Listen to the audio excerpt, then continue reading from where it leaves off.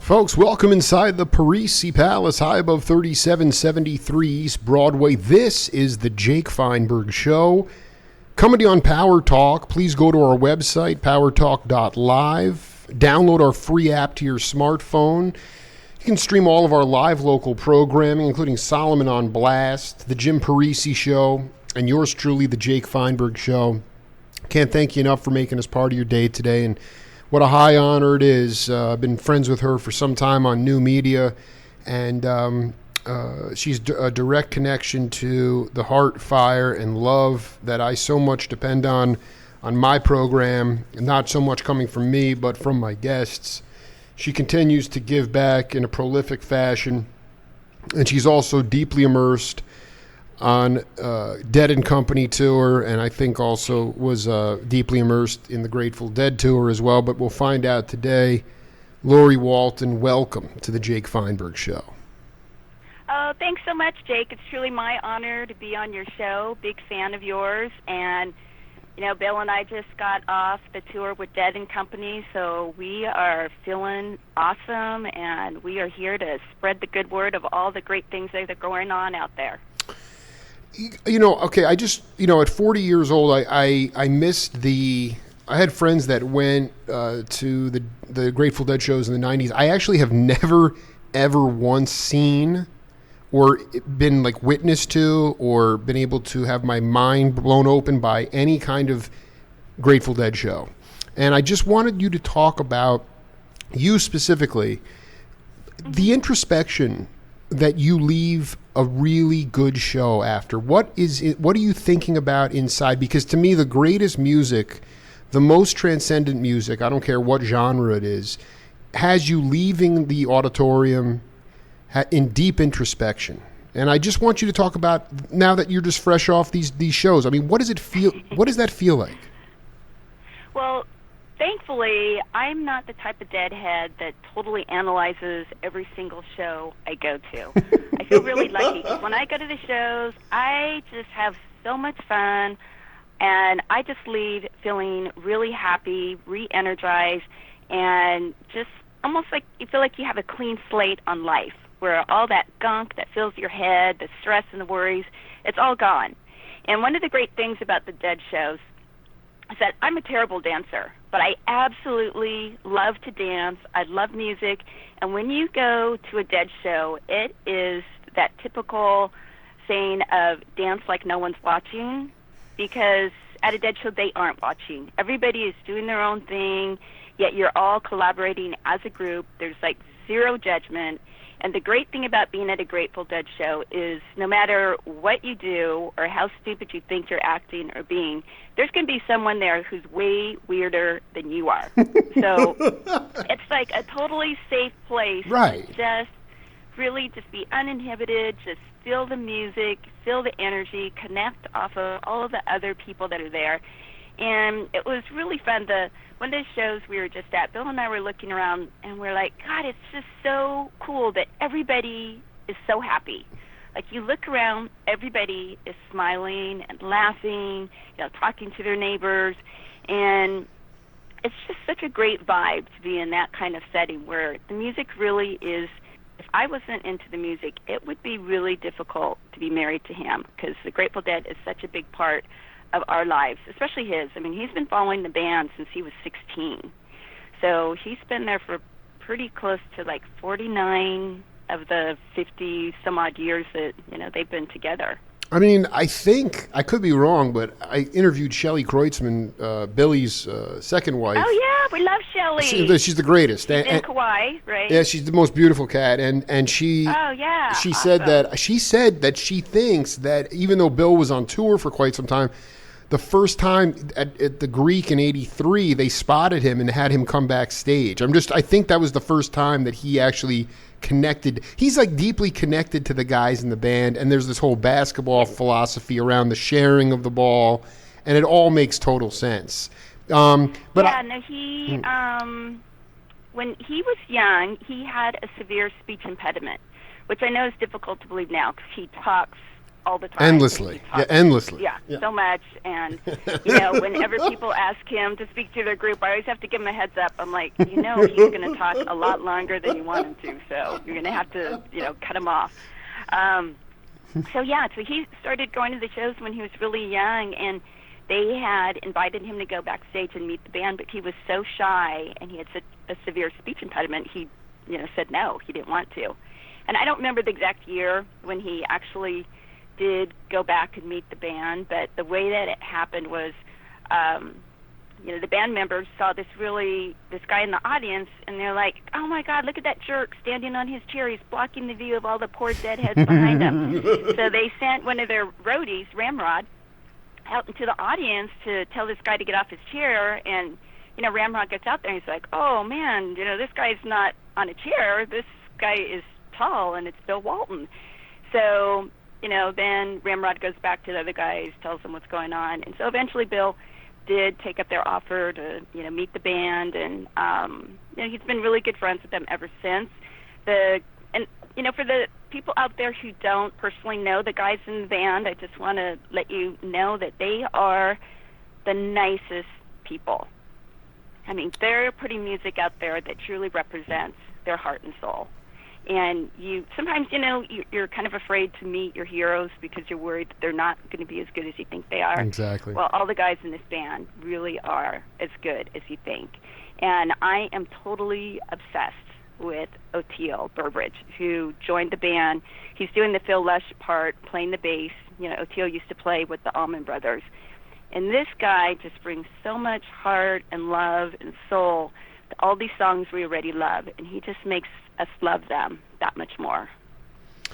Again, not being a guy who saw the band. I mean, but again, all my daughters, all they listen to is audience recordings from the early '80s because there's so much, there's so much visceral energy, and it's just this milieu, and I'm always like, man, And I've talked to enough cats tangentially that all speak to that, but it's really amazing.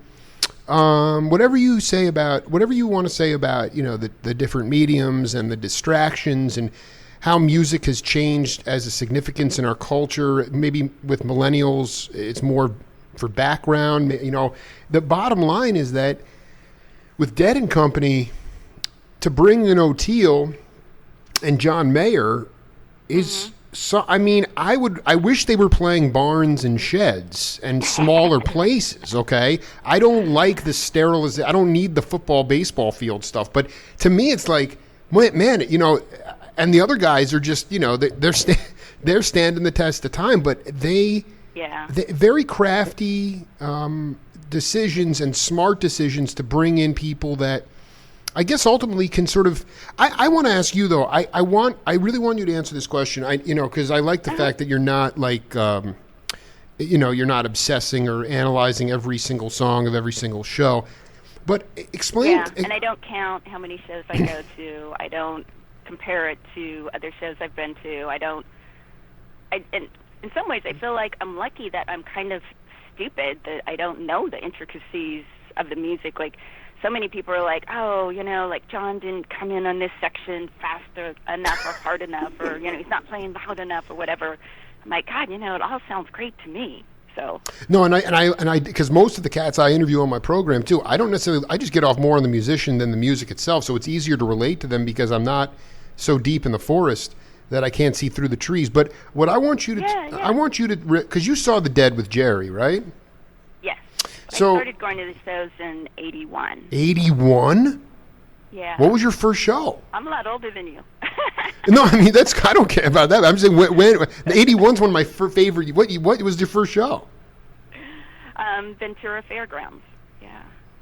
Okay, that would be 82 though. In California. 82. Yeah. They didn't play Ventura 80. I am sorry, 82. 80. Yeah.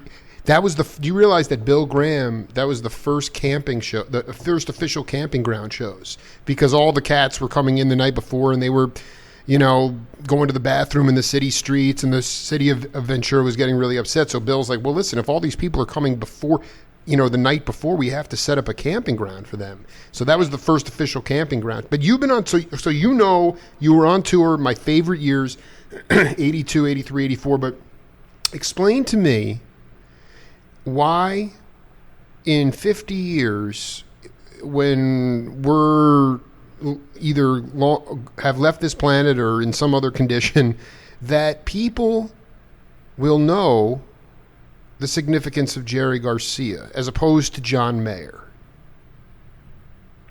Jerry was just one of those really, really special people that was so larger than life.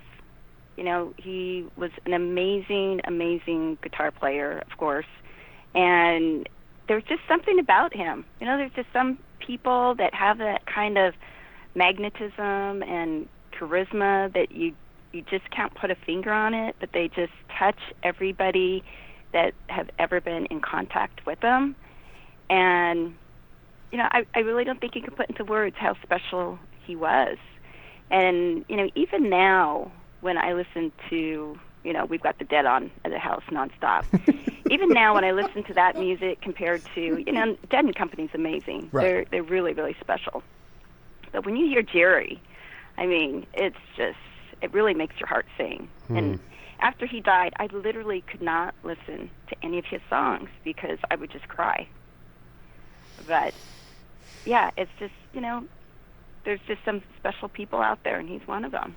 Explain though that, because so you lived through it, right? And I'm talking more about like my daughters and future generations. How is that going to stay intact, assuming that Dead and Company continues on with the dynamics of O'Teal, which is the man, I love him, and then John Mayer. I mean, what I'm saying is, how do we keep the legacy of Garcia? Obviously, there's recordings, but like you said, so much charisma, and from everybody I've talked to, including his wife Menasha, I mean, the woman came back from, a Rhodes Scholarship in England and was around all these academics, and she wound up meeting Garcia in like 78, and she couldn't believe how brilliantly smart this guy was about every single subject. So he was like so smart. He was so giving. He had $10,000 checks in his glove compartment that were uncashed. I mean, he wasn't a perfect human being, but how is his legacy going to continue on? Well, I think that is part of the beauty of technology. I mean, you're a great example of someone who's keeping his legacy alive. And, we're like totally addicted to Sirius XM radio. I mean, it's just on the Grateful Dead channel, never, goes to any other channel. And through that, that really keeps the really great music of when Jerry was alive going. And plus, we used to do all the Dick's picks, which are now Dave's picks. We always have those all downloaded into our computers and stuff. And, when the music's that good, it's always going to stay a part of people's lives. And I think that's the appeal of the Grateful Dead. It's multi-generational. Kids now are seeing, the band for the first time and falling in love with the music because it's that good. It stands the test of time. And it's really funny. I was talking at one of the shows in Eugene, I was talking to Jerry's daughter, Annabelle, who I adore. She's just the cutest thing ever. And I think of all the kids, I feel like she's the one that's most like Jerry, that kind of has that really kind of calmness about him, really smart. And anyway, so I was talking to her, and she said that one of the kids at the show had come up to her and said, hey, I love Dead and Company. This is the first show I've ever been to. And he's like, oh, and by the way, checked out a YouTube video that had your dad, and your dad was pretty good too, huh? And so she just, she's like such a good sport. She's like Ed and Company and seeing John Mayer. Then they'll go on to YouTube and check out the Grateful Dead because they're curious, how this whole thing started. And by doing that, they get connected to Jerry. I just wanted to ask you about early on in your life. I mean, you've become dedicated, and I, pardon the pun, I mean, you've dedicated your current existence, and I think you've been doing it for a long time, to giving back. Mm-hmm. But I just want you to talk about a time in your life early on when you saw somebody who was suffering or was being ignored. I mean, we have so many people in Tucson, San Diego, it doesn't matter where. I mean, we have a point. Right. We're at a point now in our history where we have a working poor, and then we have completely impoverished people living on the street. And I just, my question is, can you talk about a time as a young girl when you had an experience that touched your heart to put you on this path of not just talking the talk, but walking the walk as it relates to giving back? Well, I grew up in a really small town in Northern California, and it's called Tracy. It's right where I-5 and 580 meet, and our claim to fame is we have an In-N-Out burger, and it's usually the point in people's drive from like Southern California to Northern. They stop there for the In-N-Out. Yeah, they stop the double. Yeah.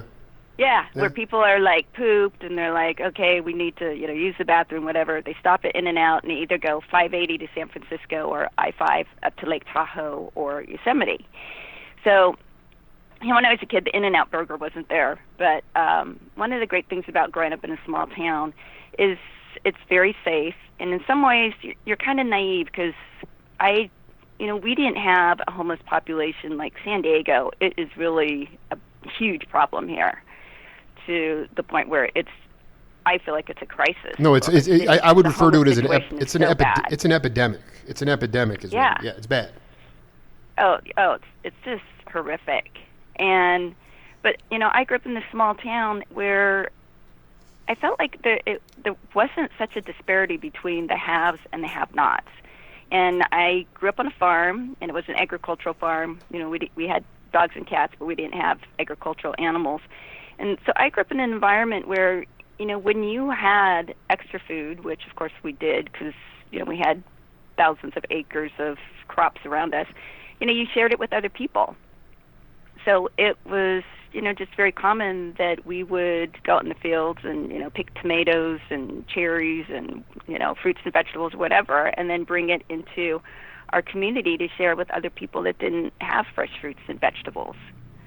So it was just really kind of a part of the way you lived your life, that's just what you did. When for Giving Back magazine, I did a feature on the Evans School in La Jolla, that there's a group of sixth graders that heard about a nonprofit clinic in San Isidro, which is right next to the Mexican border here in San Diego. Mm-hmm. And at this clinic, they help people who don't have insurance or low income and can't afford to go to the doctors. And so these kids at the La Jolla Evans School, which is a very upscale school, they decided that they, on their own, wanted to raise money to help the children in this area. And they raised enough money through, bake sales, yearbook sales, things like that, that they could name a waiting room and also an office specifically for children. And I can't remember the exact number that raised, but I want to say it was like, $15,000 or more. And anyway, one of the kids was so wise. He said, the only difference between us and those kids in San Isidro is a zip code and luck. Mm-hmm. And I really believe that. I used to work at juvenile hall, and the girls there were so sweet, but, they're born in these circumstances where very few of them even knew their dads.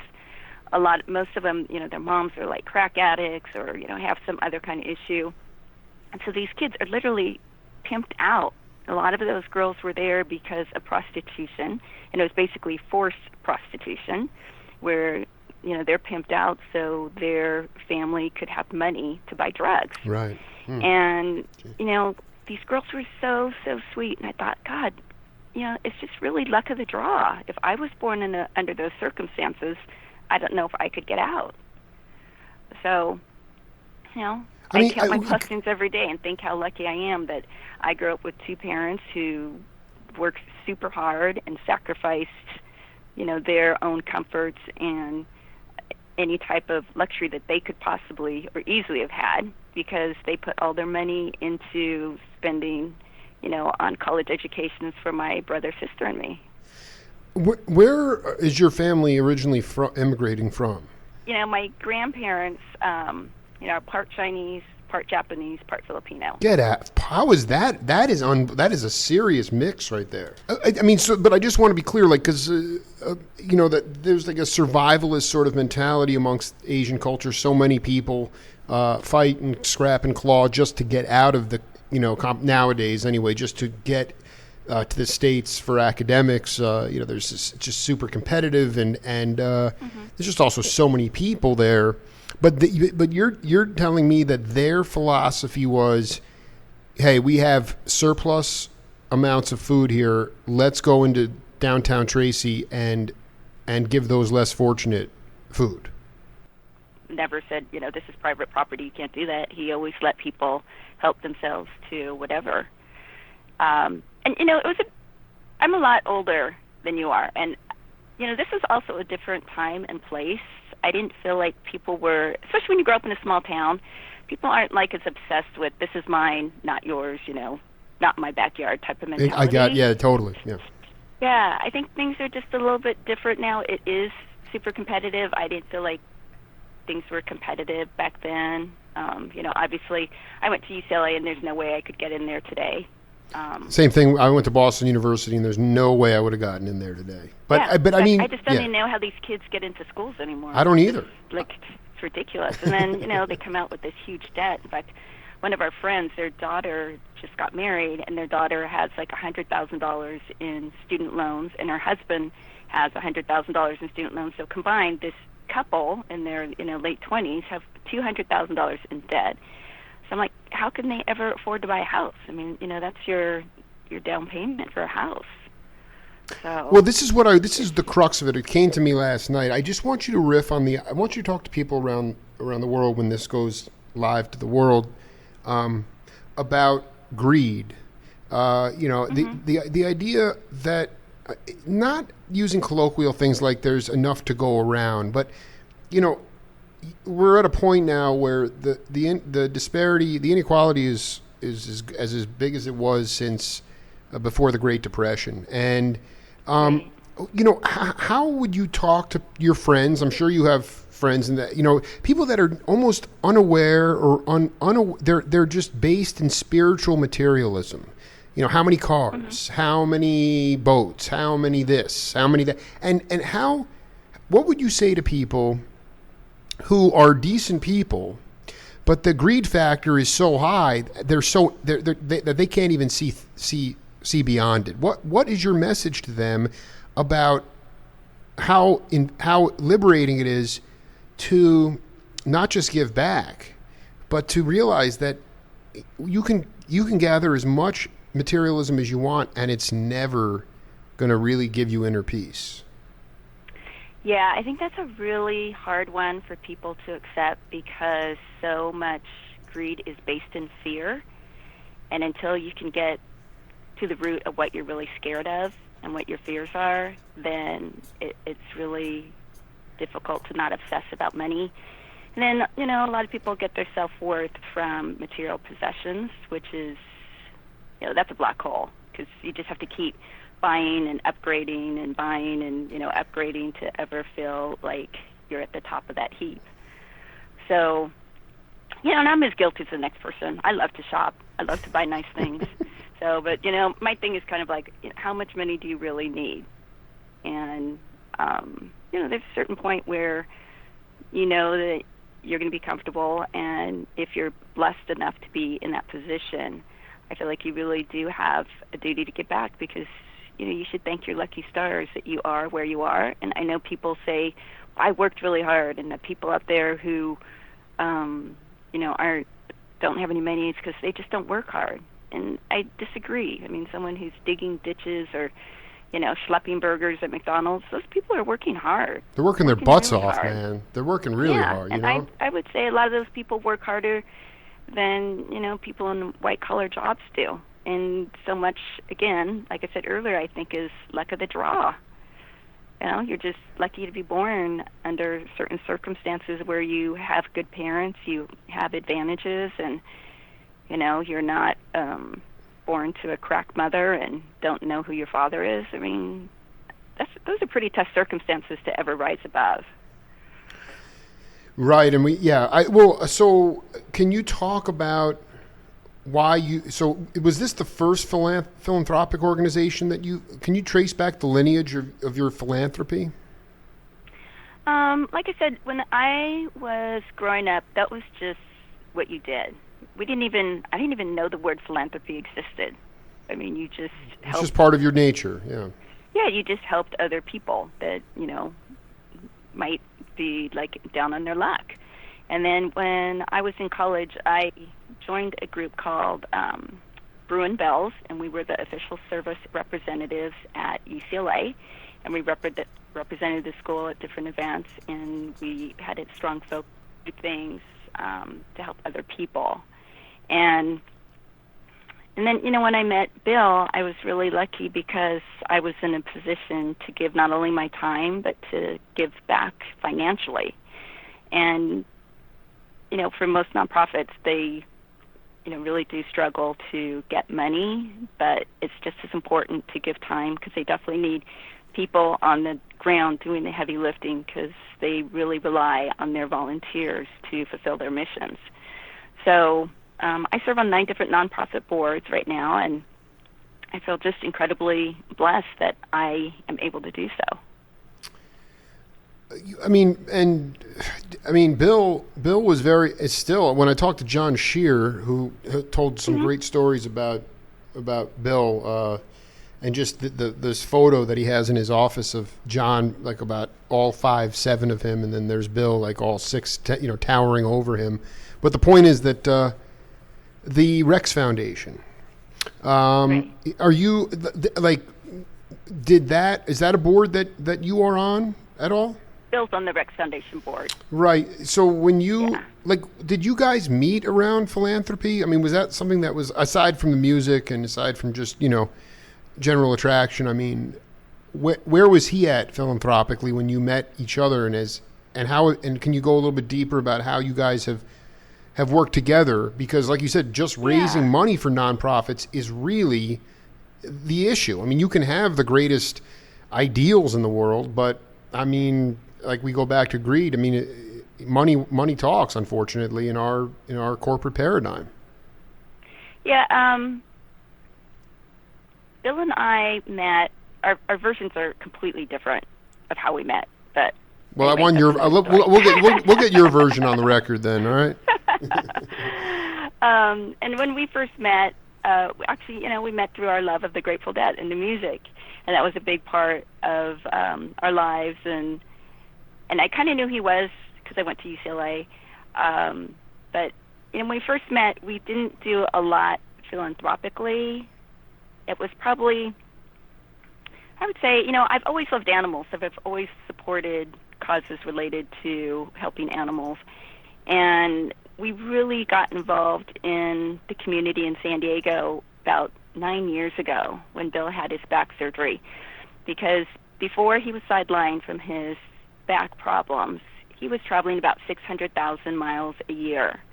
And 85% of the TV audience lives Chicago and East.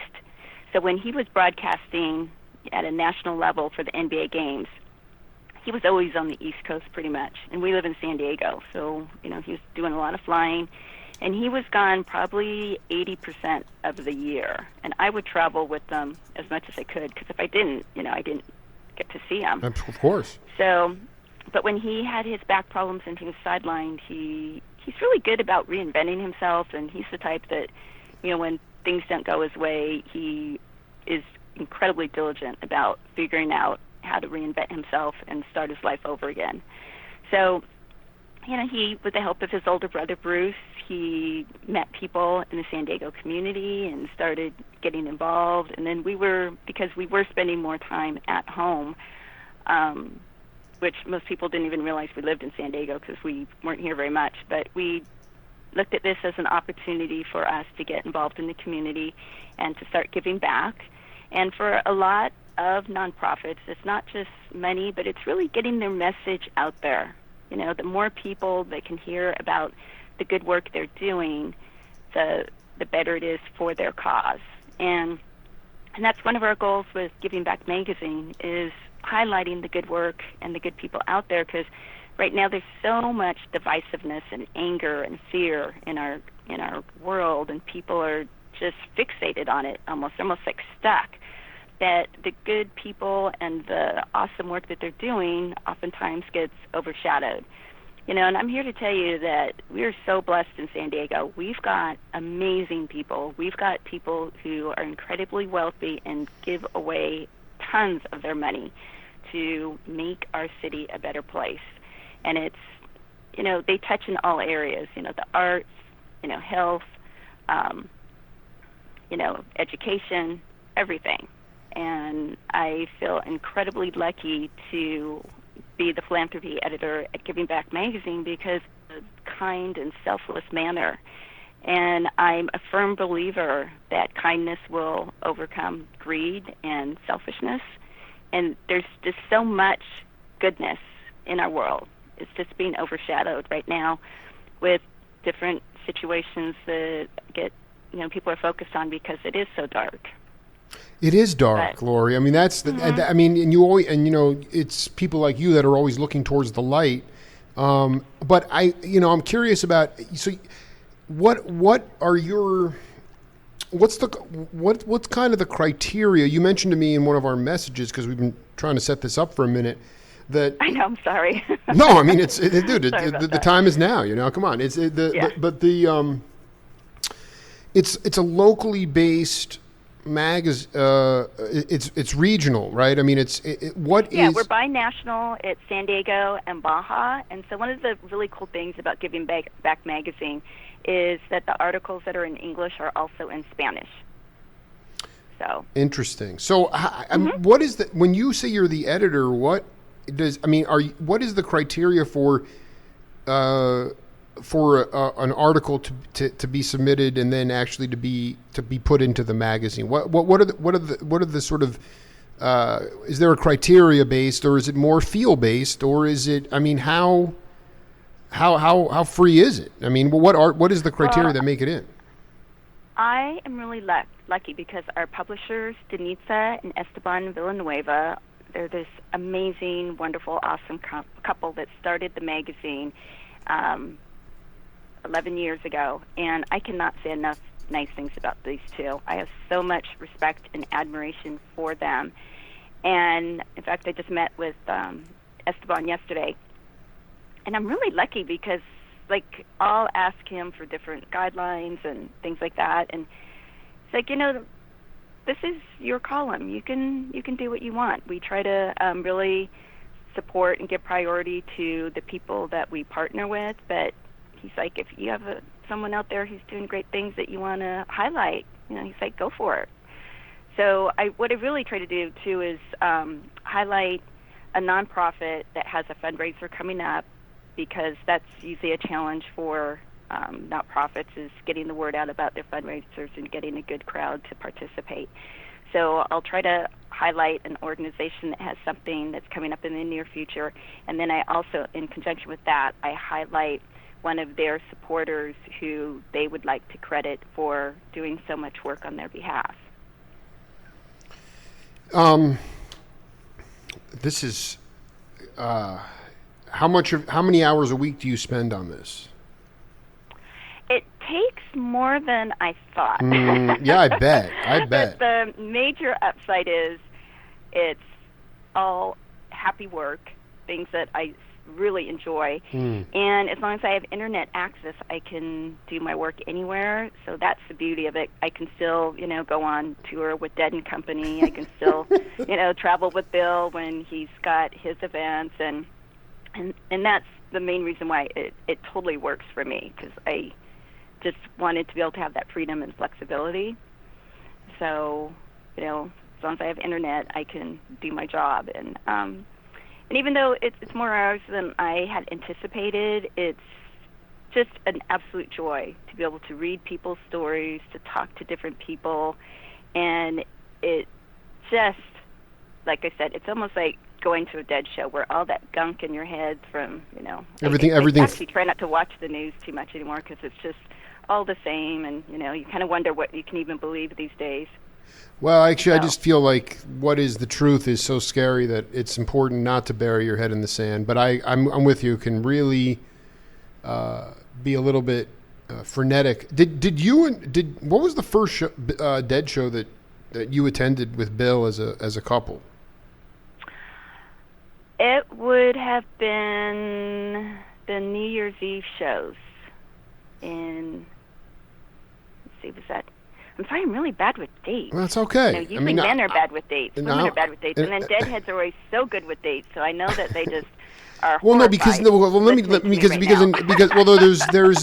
was a closed circuit broadcast from the Oakland Coliseum in '85, and Bill was doing some stand up with Franken and Tom Davis. But was that before? No, it wasn't that early. It was because Carol and Mickey and Bill and I, literally had all met around the same time, and we were all at that show together. I'm sorry. I need to know. You just cut out for a second. Say that again. I missed that whole part there. Can you just? Oh, okay. So I just had this conversation with Mickey Hart's wife, Carol, mm-hmm. and we were talking about she and Mickey and Bill and I all kind of met around the same time, and I want to say this show because I remember meeting her at the New Year's Eve run, Oakland Coliseum. Yes. That would have been around 1990. Okay, this is interesting. We'll have to do some fact check. So that's when you were with Bill at that point, and you guys were. Yeah, let me know if that date's right. I think. I'll do some work on it, but I mean. I mean, at the end, I just. I'm like such a bad deadhead. Like most deadheads. No, I don't think so. I actually no. That exactly what day, what time. You know what it is? I want to ask you a question. So, are you familiar with the band J-Rad? Joe Russo's Almost Dead. Yeah, no, we love Joe Russo. Okay, got a cute story about him. Yeah, go ahead. We were on the Further tour. Yes. Right, that was the incarnation he was part of. Yes. And, they give all the band members a copy of every poster for the tours. And we were with Joe when he had the posters, and we were looking at them like, oh, those are so nice. And we don't always get posters because it's a hassle to, carry them around.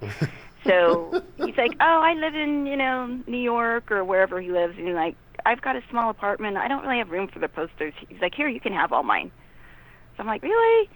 So I told him, I said, you know what I'm going to do is I'm going to frame all of them, and then I'm going to put your name on the back, and if you ever want your posters back, just let me know. And I've got them all hung up on a certain wall upstairs, and with his name on the back of them. Well, so, I'm going to put it's an SOS out to Russo. But they played last night in Prospect Park in New York City, and my friend went, and he said it was 90% dudes. Wow. Yeah, and tell my girlfriends, my single girlfriends, to go. Exactly. Well, no, and it was very, it was interesting because I had a couple people that went to the show, and I didn't hear any feedback from it, and I'm sure technically it was great, but I want you to talk about this recent tour with Dead and Company, but also just your experience on tour with the Dead. How important the beautiful feminine goddess is to the shows. I mean, the point is, if there's too many guys at the show, it's not going to necessarily be a huge party, as opposed to if you have more of a 50-50 thing. So, or more of a mix. And I just want you to talk about the feminine component to the Grateful Dead and how important that is to the magic and the transcendency of the music. Well, first off, I want to say we love Joe, and we have not had the pleasure of seeing, his bands play. So I don't know. I think that's really weird that it was mostly men that were at his show. Well, it's just he would attract. No, first of all, let me be clear. I mean, you have Scott Metzger, you have Marco Benevento, Tom Hamilton. These are all incredibly established jam, jazz circuit guys. It's a travesty that more. I mean, again, this is just secondhand, but it just stood out. It's when my buddy texted me last night. The minute he sent me that text, I see what I felt inside was, it was not that great a show. That was the vibe, you know, and it just, and I know the most amazing thing about the Grateful Dead, and you were one of these people, Lori, because you might be older than me, but you're clearly not that old. And it's like, the greatest thing about it is that the shows, when you started to go, the band was getting more ragtag and more older, and they were getting older, and the crowd was getting younger. And it was, and there was, it just, can you talk, I guess more to the point, Joe Russo's not concerned about this, and they're going to continue to go on, and they're going to have many shows with many women. But I'm curious about, Probably even more now that all these single women know that that's the place to go. Exactly. But I mean, what? How many are there? There are obviously a lot of women at these Dead Company shows, but what? The female, talk about just the idea, like you, where you're not, like, I think that's more of, in some ways, it could be more of a female thing, where it's like you're just there to be liberated, to let the body dance. You're not going to get hung up in that stuff. I mean, just explain the power of the feminine vibe at a show like a Grateful Dead show. Not just a Grateful Dead show, but anything in life. Thank you. That female energy to balance things out. And, you know, I think our government would do much better if there were more women in power and in, you know, office. That would make a huge difference on the way things work. And, you know, I think the greatest thing about the Dead shows for men and women is just zero judgment. It's just such a place to be, to feel free. You don't worry about what you're wearing or what you're saying or doing. You just literally can just be in the moment. And it's such an amazing experience. One of my favorite girlfriends went for the first time, and I rarely take people to a show who haven't been before, because it's like either they love it or they hate it. It's kind of like there's no in-between. There is no in-between. And if you aren't into the music and the scene, it's a really long night for them, because, as you know, the band plays for like an hour and a half, takes a 30 to 40, 45 minutes, sometimes an hour break, and then we come back and play for another hour and 45 minutes. And I know, and sometimes I feel guilty, because sometimes, like, Bill has been the reason why they don't go back on stage. He's just blabbering and talking in the back. He's like talking, and, you know, they like, or, you know, and they're always happy to see Bill and talk to him, so, you know, they're catching up on their lives or whatever. And meanwhile, I'm like, I feel kind of bad, because I'm looking in the crowd, and you can tell the crowd's getting anxious, and, you know, they want the music to start. But, yeah, anyway, so one of my girlfriends went, and she is, like, I love this girl. She's, like, the most positive person you'll ever meet. And she does yoga, and she's gone to a bunch of, like, yoga camps and retreats. And she said she thought when she goes to, like, yoga retreats, she's always felt so free and, you know, uninhibited, and so it's such a welcoming feel. And she couldn't believe that at the Dead show, she said it was, like, 10 times the feeling she gets from when she goes to a yoga retreat. Yeah. No, you're nailing it. In terms of the community being so kind, you know, people bump into you and they say, "Oh, I'm sorry," you know, "Excuse me," versus, you know, sometimes you go to these rock concerts and you accidentally bump into somebody and they're like ready to like slug you or something. They're following you the rest of the night or something, you know. Yeah, you know, everyone is just really just chill and supportive, and is there, you know, take care of each other. How much of it? Is there still, like, because I know this was one of the cool things, revelatory to me, is just the idea that when they set up the second set the way they did with the drums and space part of the second set, the rhythm part of it, I mean, you would have Deadheads going from, like, the Ventura stuff, you know, you'd go from Ventura to the Red Rocks to the Midwest, and there would be drum circles in the parking lot. That rhythm is so, I mean, I talked to a beautiful yogini from Boulder, and she is deeply embedded in the cultivation of spirit and individual, finding your individual purpose. And she said the same thing, even though she's even younger than me. I think she saw like a 95 Dead show, and she said the rhythm, the vibrations from the rhythm were absolutely like what your friend was talking about. That feeling was 10 times greater than anything that they had experienced in one of these sort of, I don't want to say new age. That's not giving it enough. But how much of it has to do with the rhythm, Devils? Oh, they drive it all. Billy and Mickey, without the drummers, they drive the train and they keep the beat. And so much of the drums, like you're saying, it almost has that tribal essence to so it. Tribal. Where you really just feel it to your core. And, when they do that, especially like when they're coming out of drums and they're doing space, and you have that really low end bass, it's just like reverberating through your entire body. It's really powerful. And Bill is probably closest to Billy and Mickey in the band, and so it was really sweet when Billy and Mickey got a new setup for the Beast. They gave Bill a bunch of their old stuff, and so they sent their roadies down to our house, and what used to be my living room now is like this big, huge drum setup, and it was really cute. Like they literally are like welding things and hammering things, and what used to be my living room, but they created, like with the pipes, how they have all the stuff set up on it, like they're literally putting that stuff together, and they put. Except him, because they're so high up, but it's like a mini version of what they have on stage. And he's got tons of bongos and congas and stuff. And he used to do a radio show at our house for Sirius XM. And so all the drums are all mic'd, and then Mickey had sent his tech guy, Decibel Dave, whom we love, and Dave came over, and he I think it's called like Power Tools, and there's another thing that there are all these tracks that he set up, and so it's music, and it keeps the beat for you. So basically, anyone can play the drums, and it sounds good if you play it to these tracks.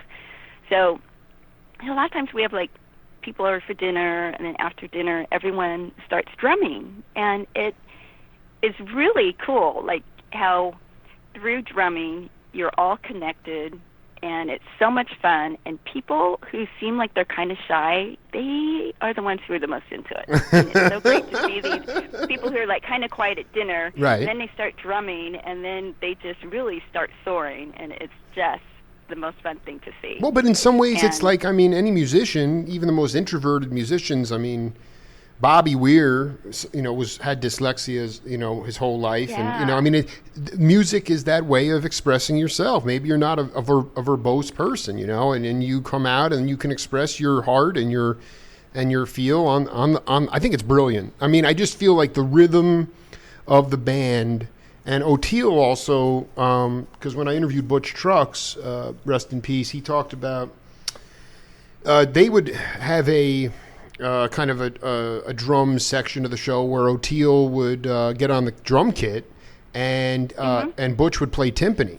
And so, you're talking about, Phil was an incredible bass player, but you're talking about an additional major percussionist as the bass player of the Dead and Company too, which just drives that. And I think it's, in this age of electronic and digital music and drum machines, the human element of rhythm is absolutely essential. I wanted to ask you about. Yeah, and O'Teal goes out with Billy and Mickey and plays the drums.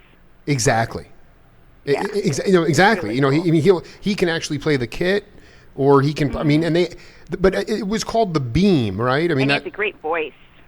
Yeah, well, he sings too. Again, like I said, beautiful voice. Sorry, I keep interrupting, but I told you I'm obsessed with O'Teal.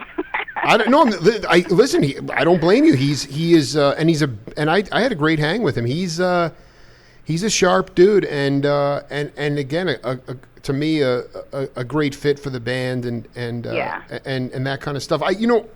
One guy that I've done about 5 interviews with this cat, and I talked to him about Bill, but he has a deep, deep affinity. I mean, it seems like their relationship is getting stronger and stronger. And I want you to talk about Mr. Ken Babbs.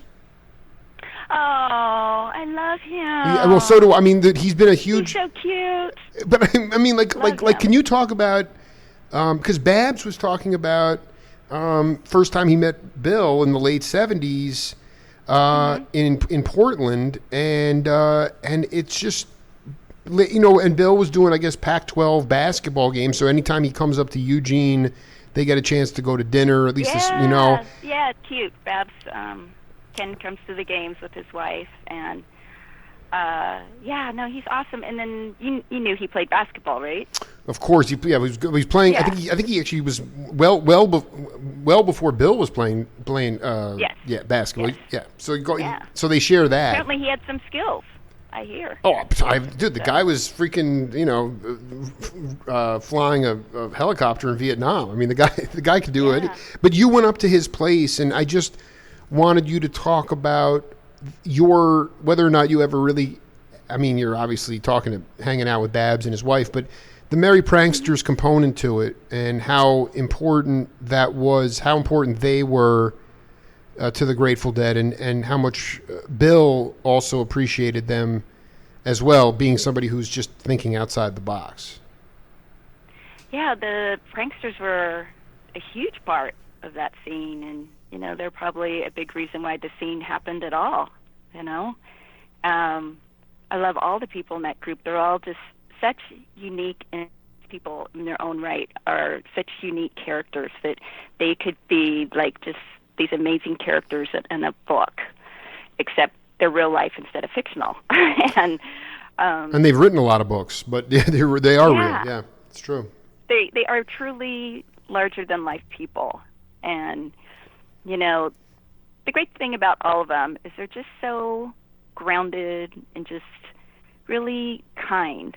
And I think, you know, and back then, I was talking to Mountain Girl, and she just said, yeah, we used to read a lot. We were big on reading.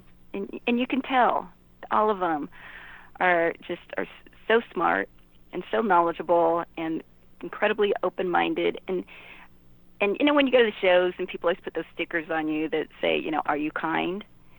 And all of the pranksters to this day, they all really, they walk the walk. And to them, kindness is what's most important.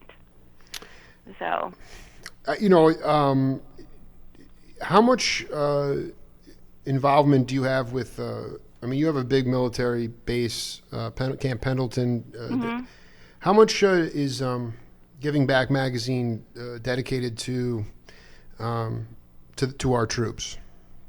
Well, my feeling is it doesn't matter what your political beliefs are. I think the one thing we can all agree upon is the importance of supporting our troops. And the Giving Back magazine is great about, you know, supporting our local military. And one of my favorite nonprofits is called Freedom Dogs. We train service dogs for the Marines at Camp Pendleton who are suffering from the physical and emotional trauma of war. And we lose almost twice as many military people to suicide than we do to combat. Right. And these young men and women are, God, they're just so young and so naive, and I just don't even think they know what they're getting themselves into, the poor things. But the fact that they're willing to risk their lives to defend the freedom that we so often take for granted, I think is amazing. And I know that these young kids go into service with their hearts and minds in the right places. I personally feel like, you know, a lot of the people that make the decisions for us to go to war, it's not for the right reasons. And I'm just a pacifist, so I don't believe I just think it's so weird that as evolved as we're supposed to be, that we still fight battles with, you know, physical force. The whole concept is incredibly foreign to me. But I am a big believer in supporting our troops. And I'm proud to say that at Freedom Dogs, we have not lost any of the young men and women in our program. You mean in terms of suicide? Correct. Yes. And it's amazing how these dogs can do things for these warriors that people cannot. And it always cracks me up when you see these, Marines, these big tough guys, and then, they're rolling around the floor, baby talking to the dogs, and it just, warms your heart to see them kind of let go of that facade and just, kind of be themselves. And they're so young, it gives them a chance. Well, they're to so really young, and be their age. And so many of them would not have survived in Vietnam, but with medical technology they have, and they have, in some ways, it's beautiful. I mean, the companionship is key. I mean, do you have aspirations to take your mission to statewide or even domestically, grow this thing out? With Freedom Dogs, we've talked about it, but we also know the danger of getting too big too soon. Yes, I was talking about Giving Back magazine. Actually, I mean, just the whole Lori Walton umbrella. Like, do you like it to be regional, or do you have aspirations for? I know what you're saying. You don't want it to get McDonaldized, but I mean, what is sort of your dream? What would you where would you like it to go? I mean, I would love to see other communities doing the same thing. I personally would not, because I feel like I should just talk about what I know, and I'm so entrenched in the community here in San Diego that this is, what I know most about, and I know the people here, and there's a lot of great nonprofits out there, but there are also nonprofits that aren't so great, and I want to make sure that I'm highlighting the ones that are very ethical and doing what they're saying they're doing versus, just all the money going to it. So. How do you keep that accountability with the money too? I mean, is that even something that you're personally involved with? I mean, that that the money's going to the right place? Well, nonprofits are required to fill out a 990, and that's one way you can get an idea of how they're spending their money. And unfortunately, one of the only ways you can really see what a nonprofit is doing is when you serve on their board. Exactly. Then you kind of have the ins and outs, and I've got a lot of friends who are also serving on boards, so you get a pretty good idea of who in the community is doing what they're supposed to be doing. So, before I let you go, there's two more women I wanted to get your opinion on. Both beautiful people and big supporters of mine. One of them is, my favorite member of the Grateful Dead. I love them all, but Brent Midland is my favorite. Yeah, Lisa. Please talk about. I just want you to tell either a good Lisa. I mean, I see these pictures of her hugging Bill. She is such a sweet woman, and yet I just know that, like in life, there's all sorts of insanity that goes on, and I just want you to talk about Lisa Midland just in her own realm, how you see her and in her own glory and beauty. Oh my God, I love Lisa. She is one of my all-time favorite people in the Dead family. Although I really love everybody in the Dead family. Of course. So for me, going to the shows, I love the music, I love the energy, I love the vibe, but one of the most beautiful parts for me is just seeing, all of our extended family there. And unfortunately, I didn't see Lisa on this last tour, which is a big bummer. In fact, I need to call her, because we're going to go to the Giants. They're doing the Jerry Garcia Day, so I need to call her and see if she's going to come up for that. But when did you first fan. did you know her? Did you had Brent did you meet her when Brent was still alive? I did not. Yes. I hooked up with Lisa pretty recently. But, she's one of those type of people that the minute you meet her, you just are like, oh my God, I love this person. How could I have, how could I have not known her before? So yeah, I haven't known her a long time, but she is just so special to me. Absolutely adore her. So the other woman that I've done 2 interviews with the film producer Justin Kreutzmann, and his wife Stephanie has been. Yeah. Can you talk about Stephanie and Yeah. Stephanie, I just saw her. We just saw her at the Dodger Stadium. Boulder Probably shows. were you, Boulder. Did you see him at Dodger Stadium too, or did you go to I saw every her show? at Boulder. Oh, Boulder. We started from the Gorge on. So the Gorge, Great Eugene, yeah. Shoreline, Chula Vista, Dodger Stadium, Albuquerque, and then Boulder. 2 shows in Boulder. Yeah, and I saw Stephanie at the Boulder shows, and like I said, pretty much any name you bring up, I'm going to say I love. Of course, no. I mean, but give me a little, give me a, like a little, because it's this extended family. Like, what do they bring to the table that adds to this milieu, this gumbo known as the Grateful Dead? Well, they are, by blood, family with the Grateful Dead. That's right. So, and Justin's, it's great because, I remember seeing him as a little kid running around, and now that he's this successful, person in his own right. That's right. I could not be more proud of him. It's just fabulous what he's doing, and, they've got kids, and it's really cute to see Billy with his grandkids, and Stephanie, okay, so we have this connection. We're both, addicted to Converse tennis shoes. Really?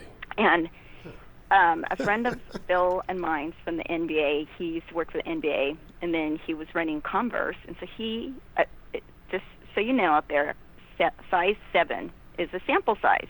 So he would always send me tons of shoes, and I would see Stephanie backstage, and she's like, oh, my God, I love your shoes. Those are so cute. And I'm like, oh, I'll send you some, because she was the same size.